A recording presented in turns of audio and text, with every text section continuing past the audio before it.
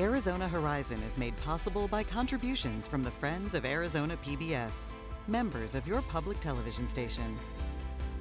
Good evening and welcome to Arizona Horizon. I'm Steve Goldstein, filling in for Ted Simons tonight. There is a new pope, and for the second time, the pope is from the Americas. He is Pope Leo XIV. Chicago-born former Cardinal Robert Prevost was also a citizen of Peru, where he worked for many years. He's considered a centrist, but like his predecessor, Pope Francis, he embraces marginalized groups. The new pope prayed for peace in the world. Il giorno della supplica alla Madonna di Pompei. Today is the day of praying to the Madonna of Pompeii. Sempre camminare con noi. Our Blessed Mother Mary always wants to be close to us. She always wants to intercede for us through her love.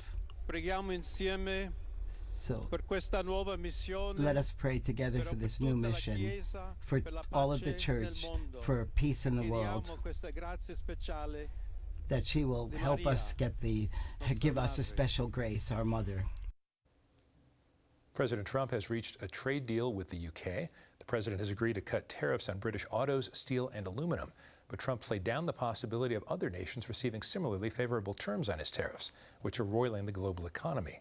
Terms of the deal have yet to be announced. Trump says the agreement would lead to more beef and ethanol exports to the UK.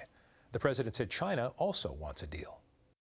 Scott's going to be going to Switzerland, meeting with China, and they very much want to make a deal. We can all play games. Who made the first call? Who didn't make the? It doesn't matter. It only matters what happens in that room. But I will tell you that China very much wants to make a deal. We'll see how that works out. President Trump's administration is asking the Supreme Court to allow to end humanitarian parole for hundreds of thousands of immigrants from 4 countries, setting them up for potential deportation. The emergency appeal filed today asked the justices to halt a lower court ruling that kept in place legal protections for more than 500,000 people from Cuba, Haiti, Nicaragua, and Venezuela. The tensions continue between India and Pakistan. Pakistan said Indian drones killed 2 civilians and wounded 4 soldiers, as India accused its neighbor of attempting its own attack. India acknowledged today that it targeted Pakistan's air defense system, and Islamabad said it shot down several drones. India said it neutralized Pakistan's attempts to hit military targets. And encampments on state universities in Arizona will be illegal now under a law signed by Governor Katie Hobbs. The new law will require school administrators to, quote, immediately dismantle encampments and to vacate the campus, end quote. Those in violation could be arrested for trespassing. The measure had bipartisan support in the state legislature following pro-Palestinian protests last year.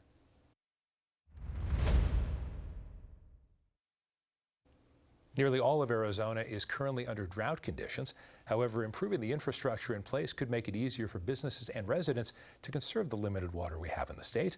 To tell us more, we welcome Sean Bradford, the Senior Vice President of Regulated Water at EPCOR Utilities. Sean, welcome. Thanks for being here. Thank you for having me. All right, so let's define, we know what infrastructure is, specifically water infrastructure. What are we talking about? So if you think about the Arizona economy and all we've done to bring in, say, aerospace, advanced manufacturing, that relies on water.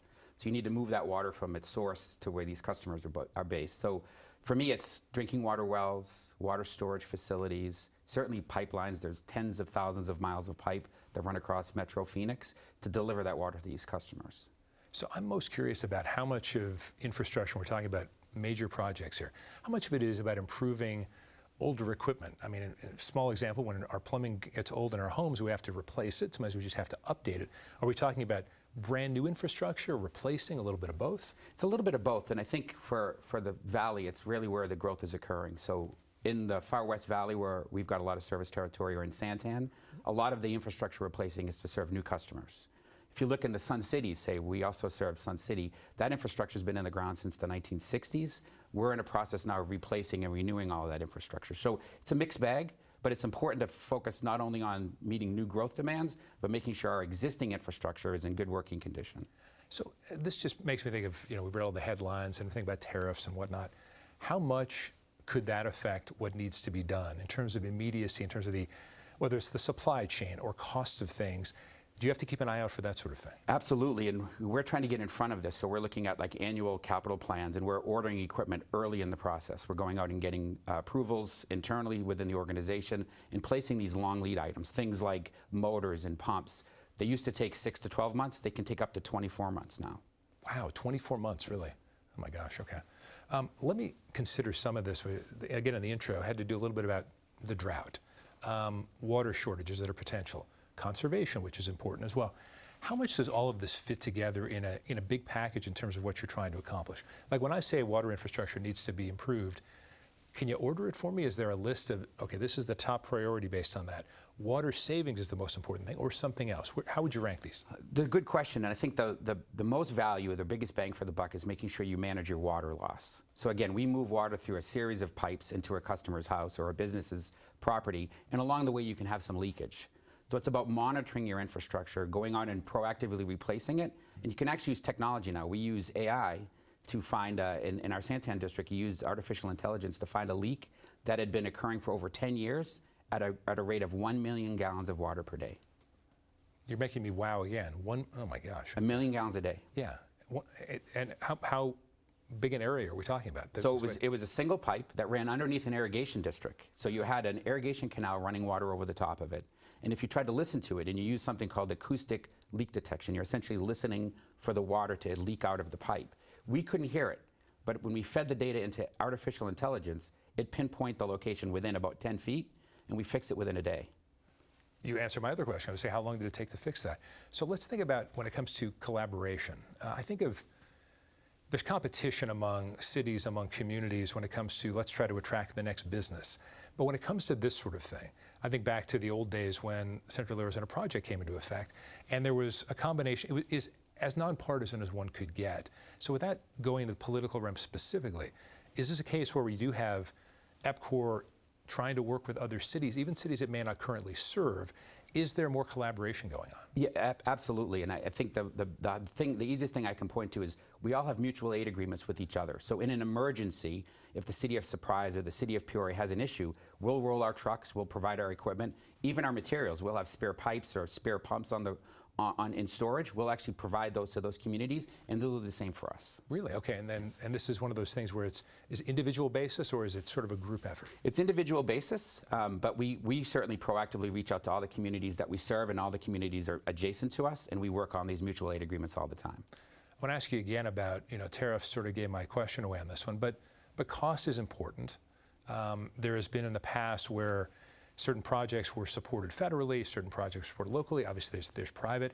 How much of public-private partnership could we see when it comes to this as we try to improve the infrastructure going forward? Well, you want a regional approach first. So you want to make sure that you're building larger infrastructure that serves multiple communities instead of having each community build their own piece of infrastructure. That's just a lot more cost-effective.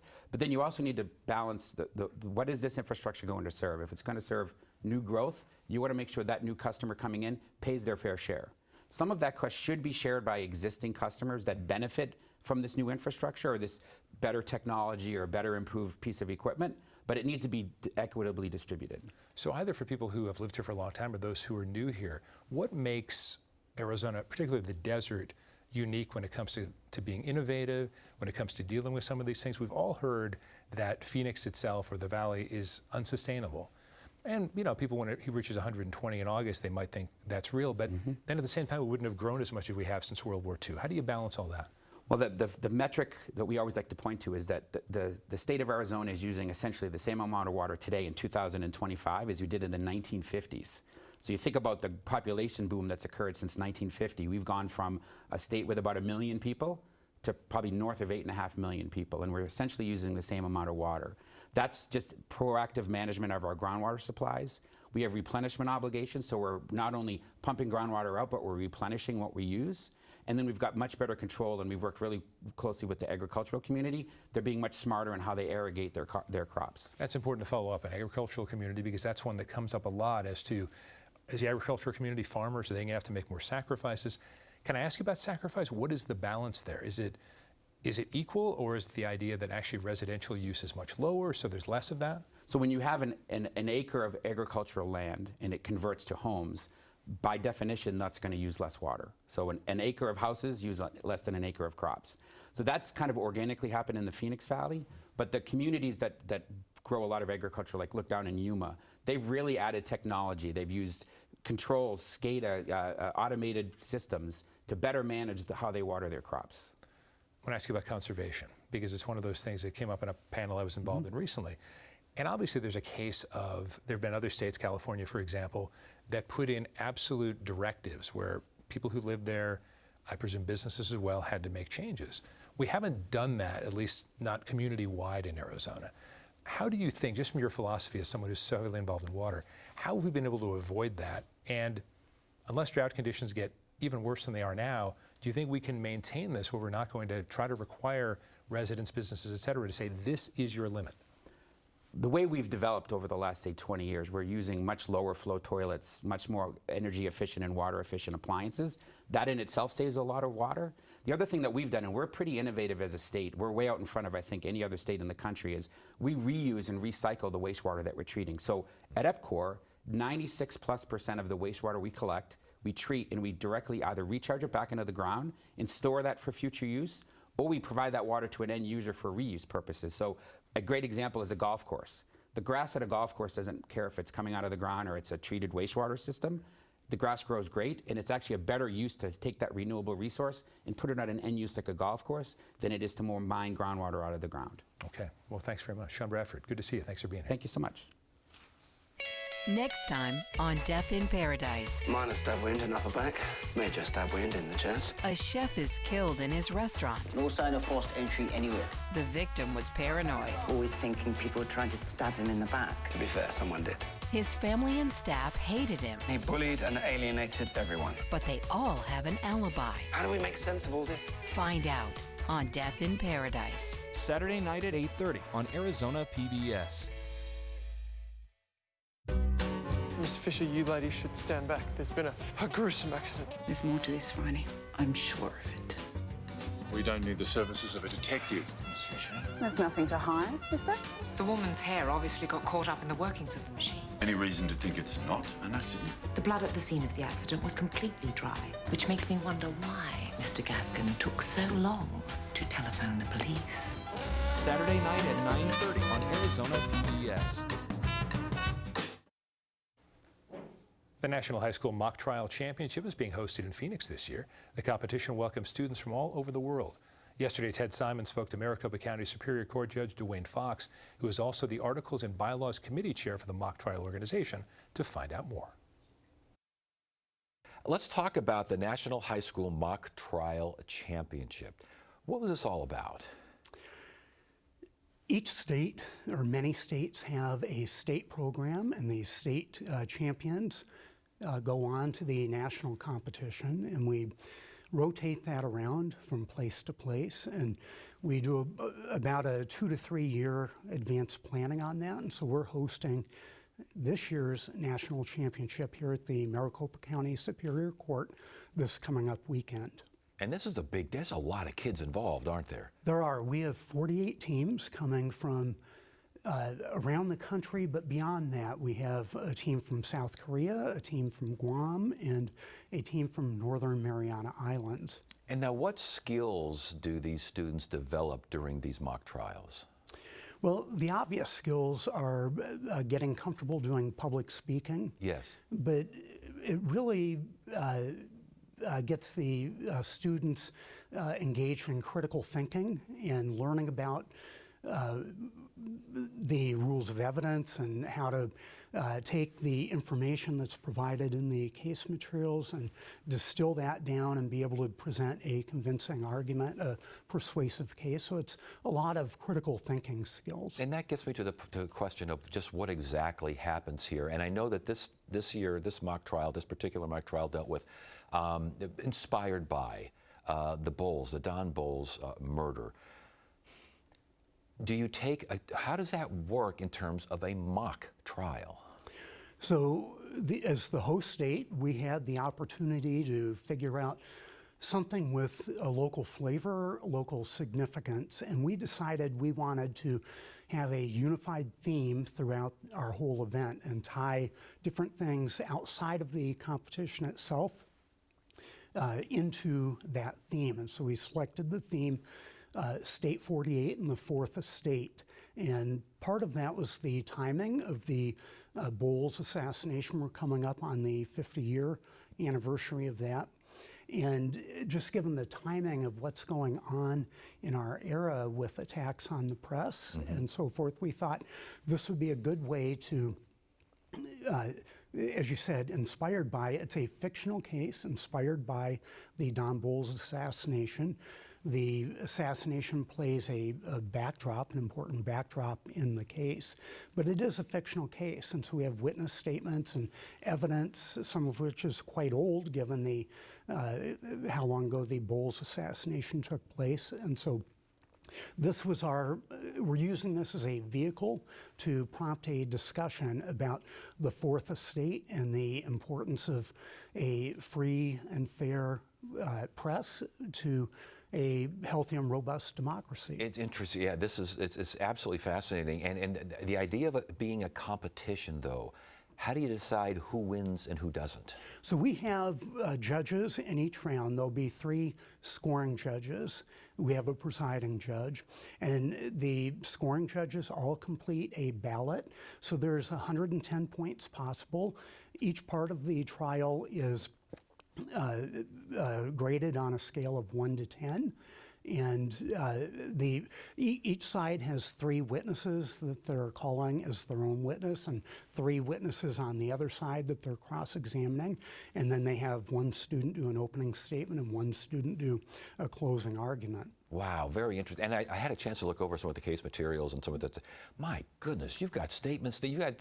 This reads like a Russian novel, for goodness sake. There's a lot of information for these kids to go through. There is, and the hard part about that is the case was published on April 1, and so the students have just a little over a month to prepare this. And we recognize that it was an exhibit-heavy case, and it has a lot of very difficult evidentiary issues in it. And so it's going to be a challenge, but it'll separate the better teams from the good teams. Do you put any little bombs in there, any little ways that might, I don't know, confuse or get someone going in the wrong direction and try to see, oop, they're going, they've got to correct yourself there?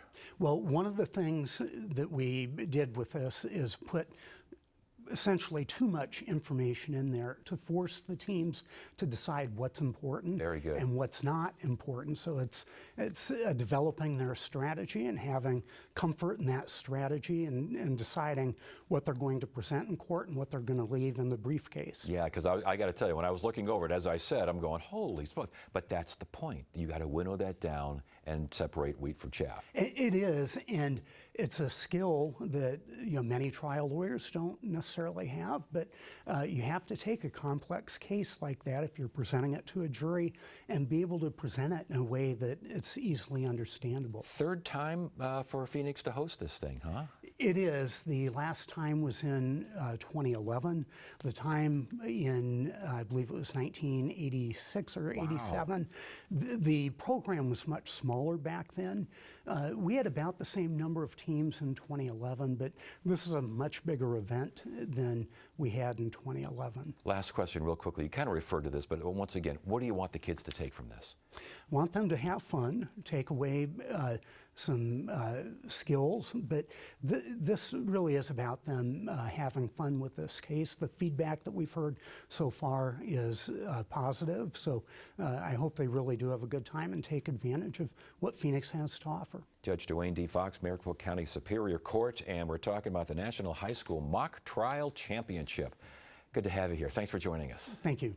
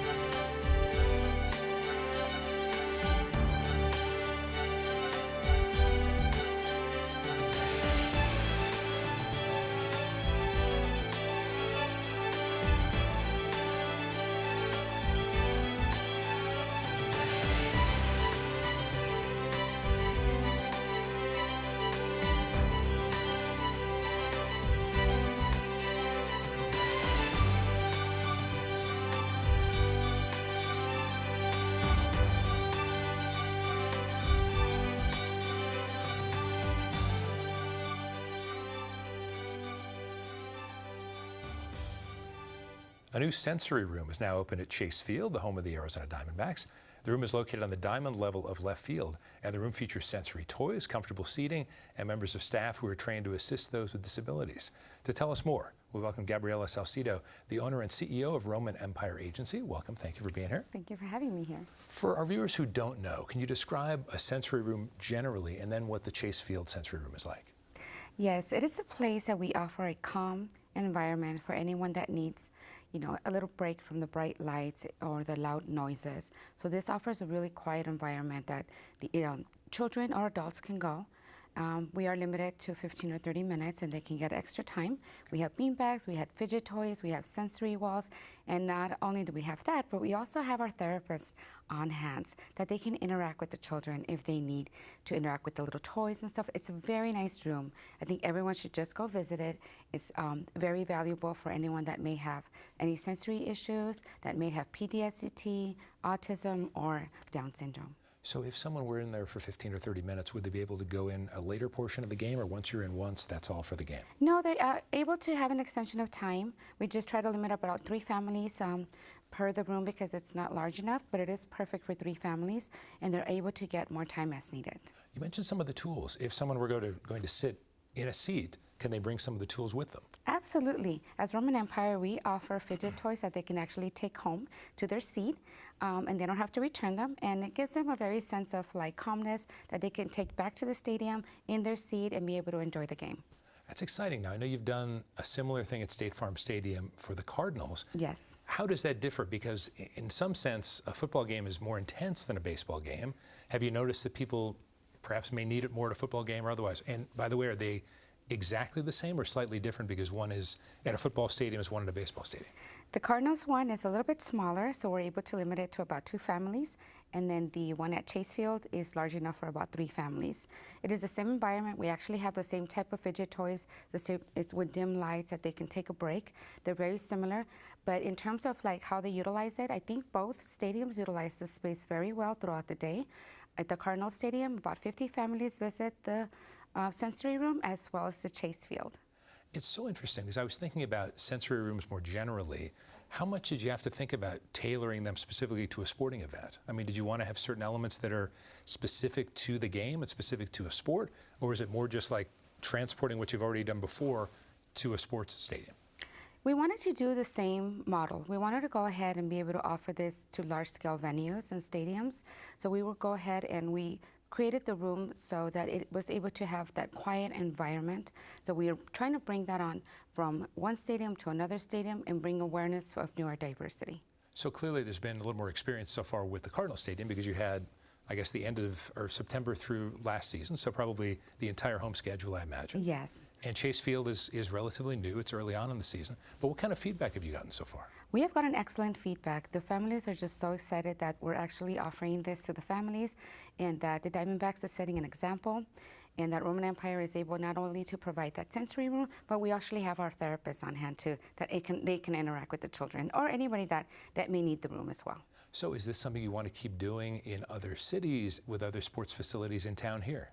I would love to. I think it's very needed. I think that the numbers of the children with autism is raising. Right now, we're from the Autism Society, it's 1 in 31 children. So we have to become more aware of those numbers, and I think that a lot of the large-scale venues have to pay attention to that, and they need to offer that because whether it's a baseball game, whether it's a football game, it's for everyone to enjoy. So obviously you're doing great work, and I wonder, did you approach the Diamondbacks and the Cardinals? Did you say we're thinking about this? Was it something that, I'm just really curious how these relationships get developed? So we did get approached by the Diamondbacks, and it is something that they had in mind that they wanted to offer to the community. And so there is other stadiums right now that we're talking to because they have sensory rooms, but they're underutilized. So we want to go ahead and bring that experience to the stadiums and be able to offer that experience. That just not have it as a sensory room, but be able to offer it with hands-on therapists on board and then make it more exciting and very interactive. Having the therapist there, and you've mentioned that a couple of times, that just seems so vital to that. Is the person trained specifically for sensory rooms or just generally knowing how to work with people who may be experiencing these things? Yeah, they're therapists on hand that we have working for our agency, and they work with the kids at the home and in the community, and they're very well trained by our BCBA on board.